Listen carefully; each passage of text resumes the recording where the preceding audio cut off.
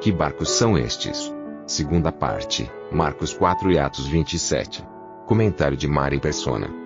Agora, por que eles estão no barco e por que vem um temporal? Bem, tem um versículo lá em Efésios, capítulo 2, onde nós lemos assim, versículo 1. E vos vivificou, Paulo está escrevendo para os cristãos em Éfeso, os santos em Éfeso, e vos vivificou, estando vós mortos em ofensas e pecados, em que noutro tempo andastes segundo o curso deste mundo, segundo o príncipe das potestades do ar, ou seja, os príncipes dos poderes do ar, do espírito que agora opera nos filhos da desobediência. Então, esse príncipe das potestades, dos poderes do ar, é Satanás. Ele não só é príncipe sobre os poderes, as potestades, digamos assim, os anjos caídos, né?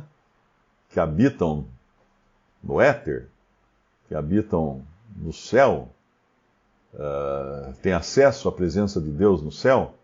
Mas ele também, esse príncipe que é Satanás, é muito poderoso. Ele tem poder sobre os ventos. Ele tem poder sobre os ventos. E ele usa os ventos como nós encontramos lá em Jó, no capítulo 1 de Jó, quando Satanás pede autorização para tocar em Jó, mesmo porque Satanás não pode tocar em nenhum crente de Deus. Nenhum santo de Deus pode ser tocado pelo diabo sem que antes ele pegue um carimbo lá no céu, uma autorização expressa para isso. E até onde ele pode tocar nesse santo de Deus. E quando Deus autoriza é porque ele tem em mente algo que é para o bem e para o proveito desse santo, ainda que seja sofrimento, como foi no caso de Jó. E aqui, depois de pedir autorização, né, e Jó então começar a tribular, aliás, o Satanás começar a tribular a vida de Jó, no versículo 11, o Senhor fala, mas estende a tua mão, Satanás fala, né, estende a tua mão e toca-lhe em tudo quanto tem, e verás se não blasfema contra ti na tua face. E disse o Senhor a Satanás, eis que tudo quanto ele tem está na tua mão. Somente contra ele não estendas a tua mão. E Satanás saiu da presença do Senhor. E sucedeu que um dia em que os filhos e suas filhas, os filhos e filhas de Jó, comiam e bebiam vinho na casa de seu irmão primogênito, que veio um mensageiro a Jó e lhe disse, os bois lavravam e as jumentas pastavam junto a eles, e deram sobre eles os sabeus, que era um outro povo, e os tomaram, e aos servos feriram ao fio da espada, e só eu escapei para trazer-te a nova. Estava este ainda falando, no versículo 16, veio outro e disse, fogo de Deus caiu do céu, e queimou as ovelhas e os servos e os consumiu, e só eu escapei para trazer-te a nova. Estando ainda este falando, veio outro e disse, ordenando os caldeus 3 tropas, deram sobre os camelos e os tomaram, e os servos feriram ao fio da espada, e só eu escapei para trazer-te a nova. Estando ainda este falando, veio outro e disse, estando teus filhos e tuas filhas comendo e bebendo vinho em casa de seu irmão primogênito, eis que um grande vento sobreveio da além do deserto, e deu nos 4 cantos da casa, que caiu sobre os jovens e morreram. Só eu escapei para trazer-te a nova. Agora, um vento que bate nos 4 cantos de uma casa, é um vento que vem de 4 direções. Isso não é um vento normal. Isso é um vento sobrenatural. Não é natural, é sobrenatural. Então, todas essas ações aqui, ainda que num lugar eles falam que fogo de Deus caiu do céu, eu creio que aqui é raio, né? É raio. Caiu um raio e queimou as ovelhas, queimou os servos, consumiu todos eles. Um raio muito poderoso, mas claro, quem estava no comando dessas coisas? Quem estava no comando do povo que ataca ali? O nome deles os sabeus. Quem que convenceu os sabeus a fazer aquele ataque? Quem fez cair um fogo do céu, cair um raio tremendo do céu, muito poderoso, para queimar ovelhas e servos? Quem fez, no versículo 17, com que os caldeus juntassem 3 tropas e atacassem os camelos, roubassem os camelos e matassem os servos? Quem fez um grande vento, vindo de 4 cantos, para fazer a casa dos filhos de Ló, filhos de Jó, melhor dizendo, cair sobre eles e os matarem? Isso foi tudo obra de Satanás, que ele tinha recebido por permissão de Deus para fazer isso. Então, ele tem poder. Ele tem poder. Imagina esse querubim tão poderoso que ele pegou o Senhor Jesus no deserto e transportou para um alto monte. Como que ele transportou? Ele carregou o Senhor até o alto monte. Ele o carregou até o pináculo do templo. Esse é Satanás. Ele tem poder, sim, mas só quando permitido pelo Senhor que ele pode usar esse poder contra os filhos de Deus. Então, se nós vemos aqui um vento poderoso que queria de toda maneira afundar esse barco, já era um trabalho desse que é o príncipe das potestades do ar. Esse que formou esse vento. E ele faz o quê? Lá em Romanos, né, eu acredito que aconteça, Romanos não, em Atos dos Apóstolos, 28, eu acredito que aconteça a mesma coisa. Porque lá vem uma tempestade, né, que vai assolar o navio e levá-lo a afundar. Mas nós percebemos claramente que estava tudo no controle do Senhor. Nada estava fora do controle do Senhor. Na verdade é 27, né? O capítulo 28, Paulo já está na ilha, mas no capítulo 27. Então, quando acontecem essas coisas, e às vezes acontecem coisas terríveis na nossa vida, e nós podemos questionar por que Deus permitiu isso? Por que aconteceu comigo?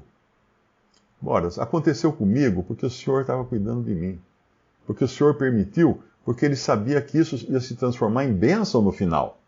Quando José foi roubado, né, foi dado como morto, fingiram que queriam matá-lo, né? Os irmãos de José lá no Egito, antes do Egito, ele pastoreava as ovelhas com seus irmãos, com inveja dele, porque José tinha aquela roupa colorida que seu pai fez para ele, a túnica que seu pai fez para ele, ele era o predileto do seu pai, predileto de Jacó. Então os irmãos, com inveja, com ciúme, planejam matá-lo, mas então ele é salvo. Um dos irmãos fala, não, vamos fazer o seguinte, ó, vamos vender, ó, vem vindo ali uma caravana de mercadores, vamos vendê-lo de escravo para eles venderem ele no Egito. Então quando eles fazem isso, depois mandam para Jacó a roupa de José cheia de sangue de um animal que eles mataram para fazer de conta que era sangue de José, eles venderam José. E José chega no Egito e todos conhecem a história de José, né? Sofre demais, mantém-se fiel a Deus, mantém-se em fidelidade absoluta a Deus, e no fim ele acaba se tornando um vice-rei do Egito. E quando há uma grande fome, que José conseguiu prever isso, graças à revelação de Deus, ele interpreta os sonhos então do copeiro e do padeiro, e acaba indo parar na presença de Faraó, e aí também tem a interpretação de que os 7 anos de abundância viriam e depois seguidos por 7 anos de carestia, de muita fome. Então ele prepara todo o Egito para isso, não é? Ele constrói silos, ele compra terras, na realidade ele aproveita, porque todo mundo ia precisar de comida depois, ele ia trocar pelas terras, né? Mas quando chegam os irmãos de José, vindos de longe para buscar comida, porque o Egito era o único lugar agora que tinha comida, que tinha alimento, eles não reconhecem o José. Aí tem toda aquela sequência, né, que José esconde dinheiro na bolsa do irmão mais novo deles, e depois faz esse dinheiro aparecer como se ele estivesse roubando. Ele faz todo um estratagema para trazer o pai dele para o Egito. E ele consegue. E depois, no final quando ele se revela quem ele era realmente, no final do livro de Gênesis, aí os irmãos dele tomam um susto, né? Só que ainda eles continuam usufruindo da misericórdia, da bondade e da beneficência de José. Mas quando morre Jacó, aí pronto, aí dá um frio na barriga dos irmãos de José, porque agora ele falou, agora nosso pai morreu, nada mais impede José de nos matar, por causa do que nós fizemos com ele, né? A gente não... Agora nós estamos diante do vice-rei do Egito, que tinha poder de vida e morte sobre as pessoas. E quando José vê a aflição deles, né? José chora muito também quando se revela a eles e tudo mais. Mas quando vê a aflição deles, no capítulo 50 de Gênesis, versículo 18, versículo 17... Assim direis a José, perdoa, rogo-te, a transgressão dos teus irmãos, e rogamos-te o seu pecado, porque te fizeram mal. Agora, pois, rogamos-te que perdoes a transgressão dos servos do Deus de teu pai. E José chorou quando eles lhe falavam. Depois vieram também seus irmãos e prostraram-se diante dele e disseram, eis-nos aqui por teus servos. E José lhe disse, não temais, porventura estou eu em lugar de Deus? Vós bem intentastes mal contra mim, porém Deus o intentou para bem, ou transformou em bem, para fazer como se vê nesse dia, para conservar muita gente com vida. Olha que coisa linda.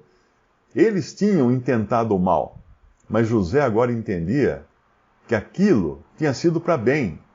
Deus tinha permitido que acontecesse para Deus transformar aquilo em bem.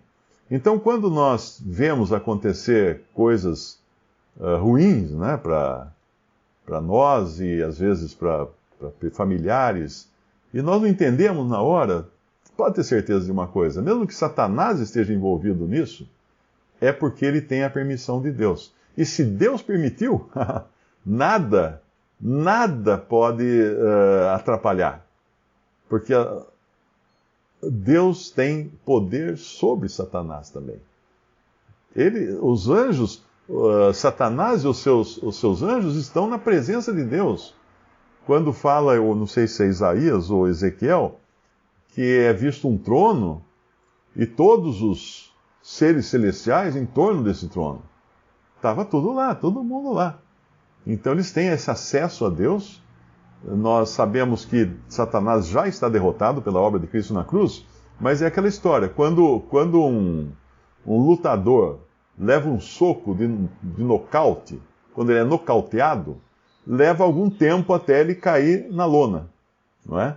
Então, embora Satanás já tenha sido vencido, ele tem um tempo, e ele tem um tempo curto, que ele fala assim, que o tempo está acabando. Ele fala que os demônios, né, quando encontram o Senhor Jesus, falam assim, que viesse nos atormentar antes do tempo? Porque ele sabe que o tempo está lá marcado, já o tempo não vai ser para sempre. Então aqui, quando nós encontramos esses homens nesse barco de Marcos, tanto de Atos, né, Atos 27, aquele vento, aquele temporal, aquelas ondas, tudo aquilo, certamente podia ter ali o dedo de Satanás, Deus permitindo. Visite Respondi.com.br. Visite também 3minutos.net.